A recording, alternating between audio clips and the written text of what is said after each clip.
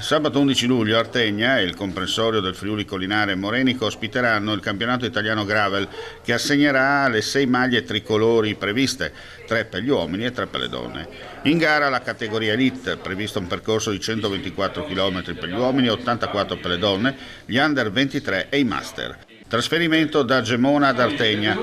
dove ci sarà la partenza e arrivo della corsa, poi il via, sono 22 km e 400 metri di sterrato in totale, per le strade che portano a Buia, Maiano, Magliano in Riviera e Montenas. La manifestazione è dedicata alla memoria di Enzo Cainero, il leggendario patron degli eventi sportivi che ha trasformato negli ultimi 5 lustri il Friuli Venezia Giulia come un vero ombelico del mondo per gli amanti e appassionati del ciclismo con le sue varianti. Primizia per il nostro territorio perché è un campionato italiano gravel, la prima volta che lo facciamo qua in Friuli e questa è la quinta edizione e quindi siamo molto felici di aver portato anche un evento del genere di gravel nel nostro territorio. Il campionato italiano, passaggio fondamentale per definire la nazionale in vista degli europei di Ufalitz il 30 agosto prossimo nel cuore delle Ardenne, di cui il percorso di Artegna presenta alcune caratteristiche. Regione al momento sono quasi oltre 250 gli iscritti,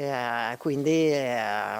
aspettiamo sabato in una gara entusiasmante ed appassionante. Sono molto orgogliosa che questo si realizzi con i campionati italiani proprio nel 50° dal terremoto del Friuli e sono molto felice anche che questa realtà di tracciato diventi qualcosa di stabile per gli appassionati perché sarà un'occasione in un territorio dove lo sport si pratica molto di valorizzare le eccellenze naturalistiche e di stare bene all'aria aperta. Chiaramente avendo la partenza e l'arrivo nel nostro comune credo sia oltre a una grande soddisfazione anche una splendida opportunità di sport, sì, ma anche di grande promozione per il nostro territorio.